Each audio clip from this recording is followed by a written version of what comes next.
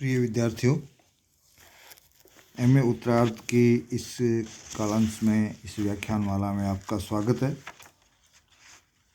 पिछले व्याख्यानों में हमने दलित विमर्श के अंतर्गत दलित की परिभाषा, दलित का तात्पर्य और दलित चेतना जो है उसके प्रमुख बिंदुओं के बारे में जानकारी ली थी, और उसके साथ साथ हमने दलित साहित्य की पृष्ठभूमि क्या रही उसको भी जानने का प्रयास किया।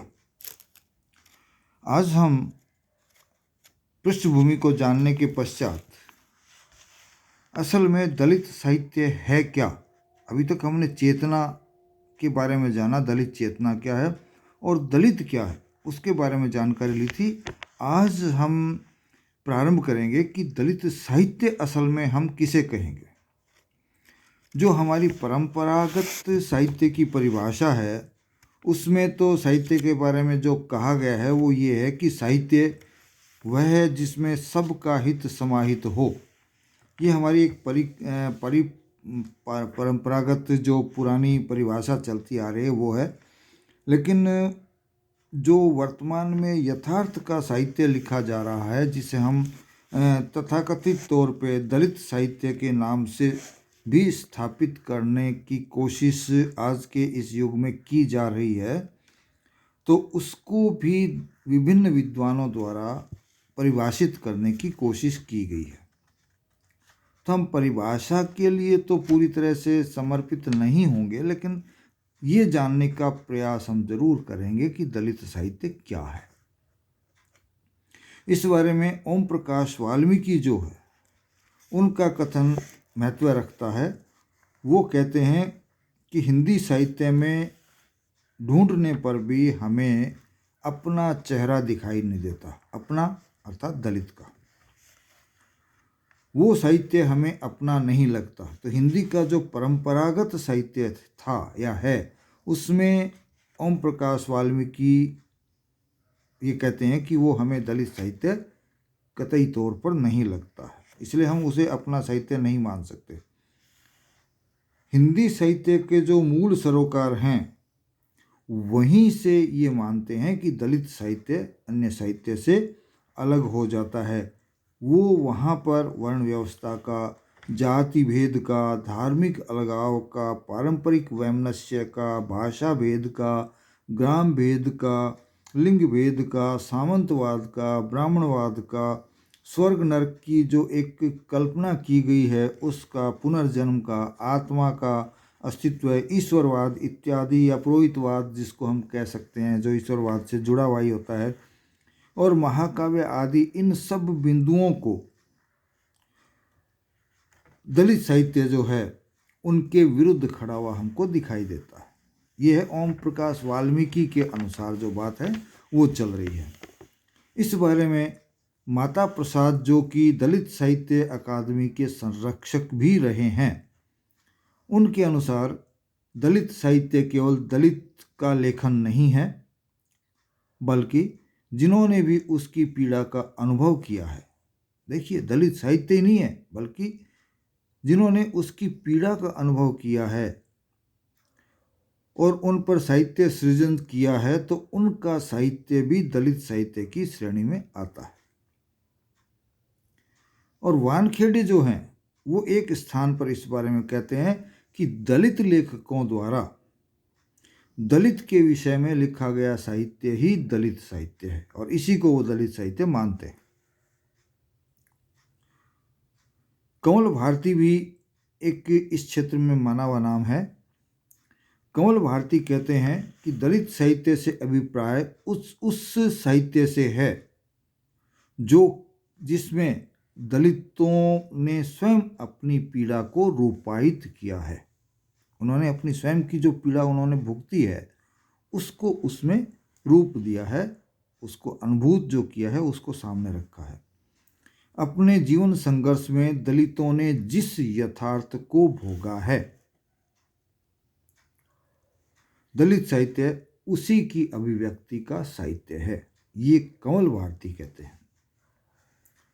इसके साथ साथ वो एक बात और कहते हैं कि ऐसा कोई प्रतिबंध नहीं है कि दलित समस्या पर गैर दलित नहीं लिख सकता।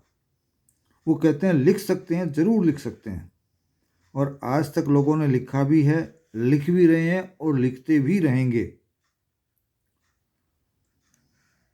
वहाँ ये सवाल उठाते हैं, सवाल अनुभूतियों के चिंतन का है। उस जो अनुभूतियां हैं उसके प्रति जो चिंतन होगा वो एक सवर्ण में या दलितों से अलग हटके जो लोग हैं वो जब लिखते हैं तो उनका अनुभूति और उनका चिंतन दोनों दलित द्वारा किए गए अनुभूति और चिंतन से अलग होगा। क्यों? क्योंकि दलित जीवन की जो पीड़ा जैसी अनुभूतियां एक दलित व्यक्ति को हुई है वैसी अनुभूतियां सवर्ण को नहीं हो सकती। साथ साथ कमल भारती ये भी हमको कहते हैं। एक स्थान पर बाबूराव बागुल अपने लेख में, जिसका नाम दलित साहित्य है, दलित साहित्य क्रांति की मशाल है, वो कहते हैं कि दरअसल जब लेखन कला या विचार के गंभीर स्तर तक पहुंच जाता है तब वह किसी जाति विशेष या किसी समाज विशेष तक सीमित नहीं रहता। या जब किसी महान व्यक्ति का चित्रण किया जाता है, उसके चरित्र का चित्रण किया जाता है, तो वह भी एक व्यक्ति का चित्रण नहीं हो जाता, किसी जाति का चित्रण नहीं रहता, वो संपूर्ण मानव का चित्रण हो जाता है और वह मानव फिर आम मानव बन जाता है। तो ये आम मानव की जो बात करने वाला साहित्य है वही असल में दलित साहित्य है। क्यों?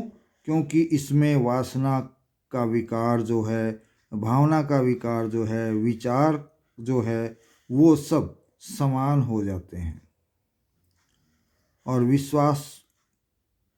विश्वास पैदा करते हैं और इनका जो चिंतन है वो चिरंतन हो जाता है और ये एक जाति मात्र तक सीमित रह जाते हैं। धर्मवीर भारती इस बारे में कहते हैं कि खुद वो मानते हैं, जो कि दलित चिंतन के बहुत बड़े एक हस्ताक्षर माने जाते हैं, कि दलित साहित्य के बारे में अभी भी एक धुंध छाई हुई है और वर्तमान की जो दलित साहित्य संबंधी जो अवधारणाएं हैं वो अनावश्यक पेचीदगियाँ जिनका कोई मतलब नहीं है, इस तरह की पेचीदगियाँ पैदा करते हैं। तो धर्मवीर भारती एक अन्य स्थान पर लिखते हुए इस बारे में हमको कहते हैं कि दलित साहित्य की परिभाषा में समग्रता और पूर्णता की ओर में वे लिखते हैं। दलित साहित्य की परिभाषा समग्रता और पूर्णता की ओर जो एक उन्होंने लिखी है उसमें लिखते हैं कि दलित साहित्य की वह परिभाषा खतरनाक है जिसमें इस बात की गुंजाइश रखी जाती है कि गैर दलित भी दलित साहित्य की रचना कर सकते हैं।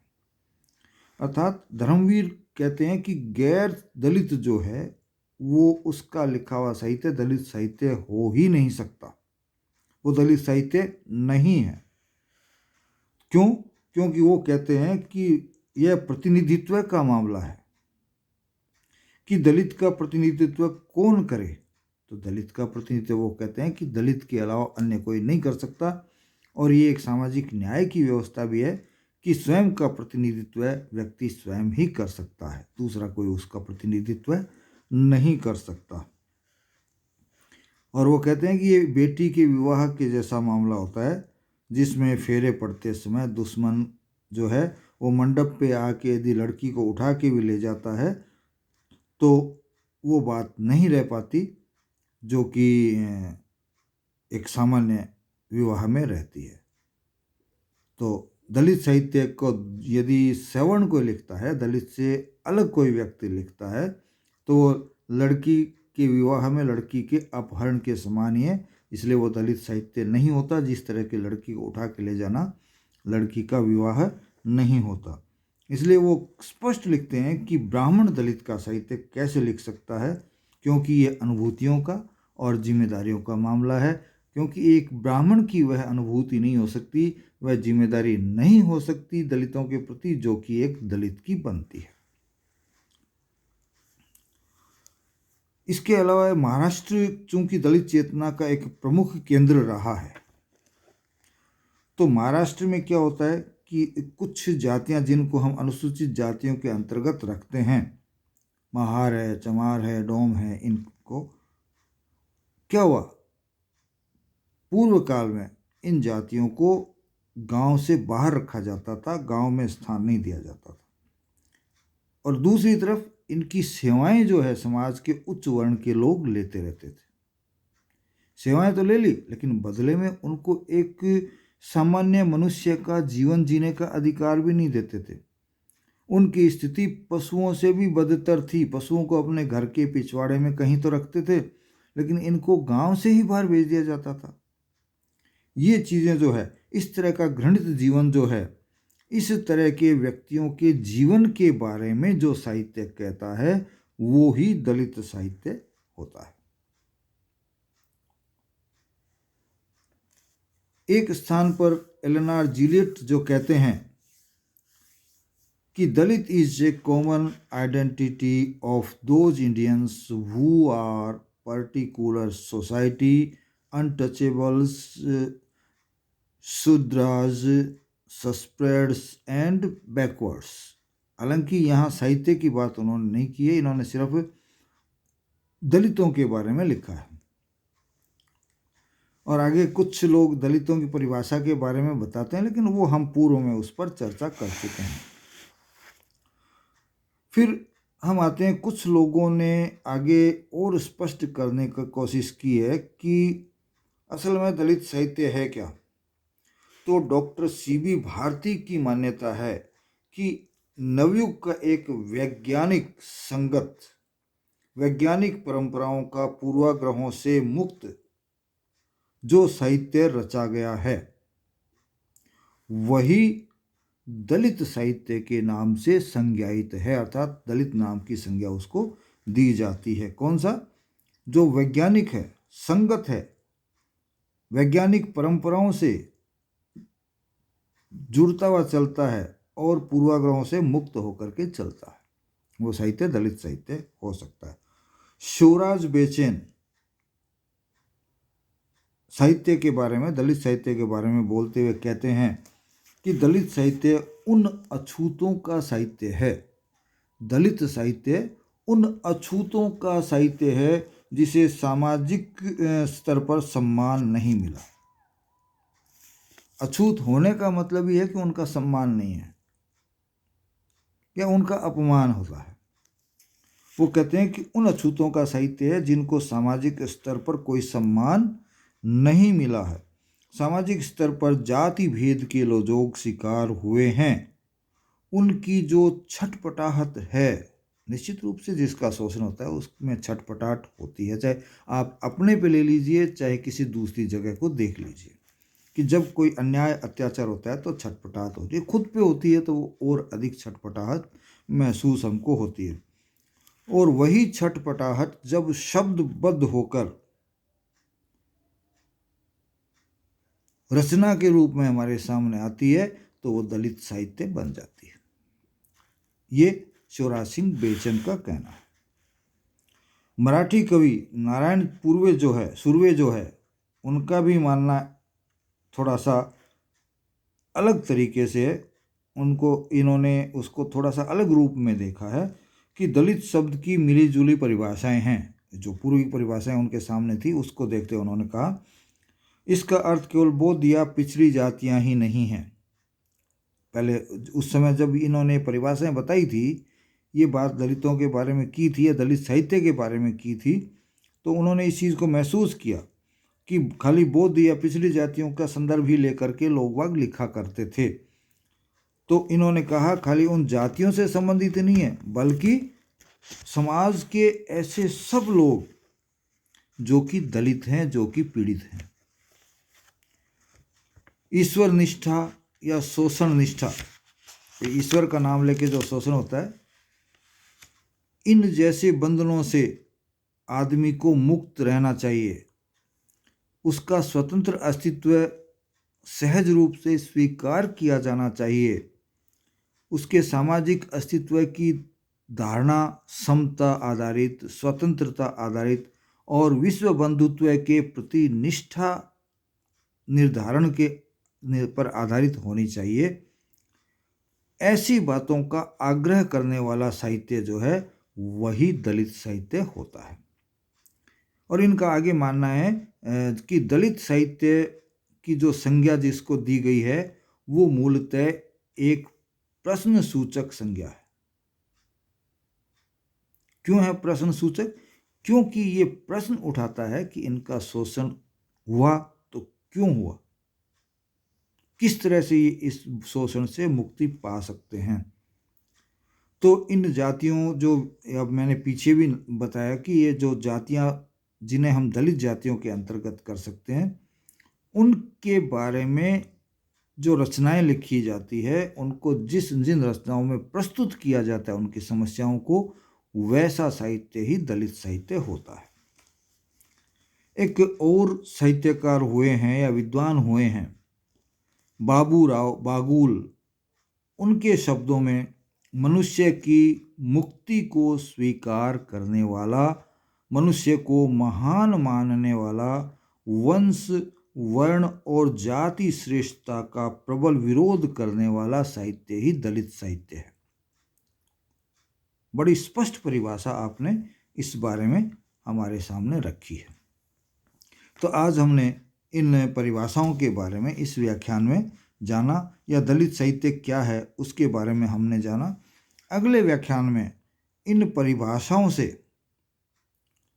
दलित परिभाषाओं के से जो कुछ विशेष बिंदु उभर करके आते हैं उन पर चर्चा करेंगे, और यदि संभव होता है तो सहानुभूति बनाम स्वानुभूति,